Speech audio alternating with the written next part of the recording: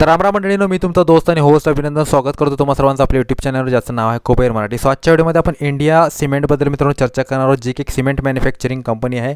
Quarter 1 म्हणजे जून क्वार्टरचे जे काही रिझल्ट्स आहेत ते फायनली या ठिकाणी अनाऊन्स झालेले. सो ह्या क्वार्टरमध्ये कंपनीचा परफॉर्मन्स कसा आहे, सध्याच्या लेवलवरती इन्व्हेस्टमेंट करणं वर्थिट आहे का, फायद्याचं आपल्याला ठरू शकतं का, त्याविषयी आपण चर्चा करू. पण पुढे जाण्याआधी तुम्हा सर्वांना कळकळीची विनंती आहे, चॅनलवर नवीन असाल तर चॅनलला सबस्क्राईब करा, व्हिडिओला लाईक करा आणि आपल्या जास्तीत जास्त मराठी बांधवांपर्यंत हा व्हिडिओ डेफिनेटली शेअर करा मित्रांनो, कारण तुमच्या भावाला तुमच्या सपोर्टची सध्या नितांत या ठिकाणी गरज आहे. सो चला आता सर्वप्रथम बघूया काही इम्पॉर्टंट अनाउन्समेंट्स आहेत का. सो इम्पॉर्टंट अनाउन्समेंट्स मित्रांनो सध्या काही नाही आहेत. सो आपण बघूया की कंपनीचा रेव्हेन्यू कसा आहे ह्या क्वार्टरमध्ये, ओके, आणि कशा पद्धतीचा परफॉर्मन्स आहे.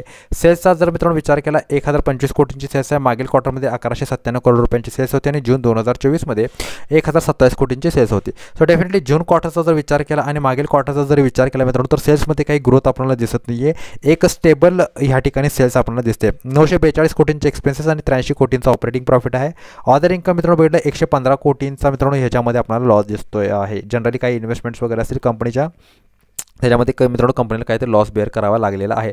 27 कोटी रुपयांचे इंटरेस्ट म्हणजे व्याज कंपनीने पे केलेले आहेत त्यांच्या कर्जांवरती. नेट प्रॉफिटचा विचार केला 133 कोटींचा मित्रांनो ह्या ठिकाणी लॉस झालेला आहे, जो मागील क्वार्टरमध्ये 18 कोटी रुपयांचा प्रॉफिट होता आणि जून 2024मध्ये 58 कोटी रुपयांचा प्रॉफिट होता. सो जनरली मित्रांनो हा एक ह्यूज लॉस ह्या क्वार्टरमध्ये कंपनीला झालेला आहे, जी की मित्रांनो अत्यंत वाईट बातमी आहे असं तुम्ही म्हणू शकता. आणि या स्टॉकच्या प्राईजवरती याचा डेफिनेटली खूप ह्यूज परिणाम होणार आहे. ओके, मागील फायनान्शियल इयरमध्ये सुद्धा मित्रांनो ह्या ठिकाणी कंपनीने लॉसेस बेअर केलेला आहे आणि ते सध्या ह्या फायनान्शियल इयरमध्ये सुद्धा कंपनी काय करते मित्रांनो, लॉसेसच बेअर करते. आता जर काही प्रोज अँड कॉन्सचा जर मित्रांनो विचार केला तर तुम्ही बघू शकता कंपनीची जी काय सेल्स ग्रोथ आहे ती मित्रांनो ह्या ठिकाणी पुअर आहे. ओके, त्यानंतर तुम्ही जर बघितलं रिटर्न ऑन इक्विटी तर तुम्ही बघितलं तर तो सुद्धा मित्रांनो ह्या ठिकाणी मायनसमध्ये गेलेला आहे कंपनीचा. ओके, आता अशा पद्धतीच्या काही निगेटिव्ह मित्रांनो गोष्टी आहेत. आणि आता तर तुम्ही बघितलं तर एक गोष्ट आणखी एक तुमच्या निदर्शनास येईल मित्रांनो, की ह्या ठिकाणी तुम्ही बघितलं तर रिटर्न ऑन इक्विटी आणि रिटर्न ऑन कॅपिटल एम्प्लॉयड दोन्ही मित्रांनो निगेटिव्ह झालेले आहेत. प्रमोटर होल्डिंग डेफिनेटली हाय आहे, 81% प्रमोटर होल्डिंग आपल्याला दिसते,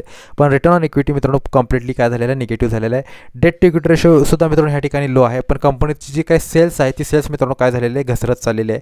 त्याच्यामुळे मित्रांनो कंपनीच्या रिटर्न्सवरती सुद्धा मित्रांनो ह्या ठिकाणी कोठे ना कोठे आपला परिणाम होताना दिसतोय.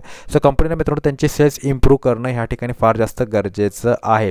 सो सध्याच्या लेवलला इन्व्हेस्टमेंट मित्रांनो करू नका, कारण आता ऑलरेडी ह्या क्वार्टरमध्ये ह्यूज लॉस झालेला आहे कंपनीला. त्यामुळे कंपनीच्या स्टॉक प्राईजमध्ये मित्रांनो एक चांगली करेक्शन आपल्याला पाहायला मिळू शकते. ओके, त्यामुळे मित्रांनो आपण काय करायचं आहे, सध्या इन्व्हेस्टमेंट नका करू. माझ्या मते अजून तुम्हाला थोडंसं करेक्शन होण्याची वाट पाहावी लागेल. ओके, ही जी काही मित्रांनो मोमेंटम झालेली होती साधारणतः माझ्या मते गेल्या काही दिवसांपासून, फेब्रुवारी महिन्यापासून, ओके, ती मोमेंटम मित्रांनो फक्त आणि फक्त ह्यामुळे झालेली होती की जून क्वार्टरचे जे काही रिझल्ट्स येणार होते किंवा मार्च नंतर जे काही मोमेंटम चालू झाली ते फक्त जून क्वार्टरच्या रिझल्ट्सच्या सेंटिमेंट्समुळे चालू झाली. पण आता मला नाही वाटत की मित्रांनो हे रिझल्ट्स किंवा हे स्टॉक हे लेवल सस्टेन करू शकणार आहेत. ओके, त्यामुळे ह्यामध्ये सध्या तरी इन्व्हेस्टमेंट करण्याचा विचार करू नका. आशा करतो हा व्हिडिओ तुम्हाला आवडला असेल. व्हिडिओ आवडत असेल तर व्हिडिओला लाईक करा, शेअर करा, चॅनलला सबस्क्राईब करा. भेटतो पुढील व्हिडिओमध्ये. तोपर्यंत goodbye, take care and good time. Thank you very much all of you.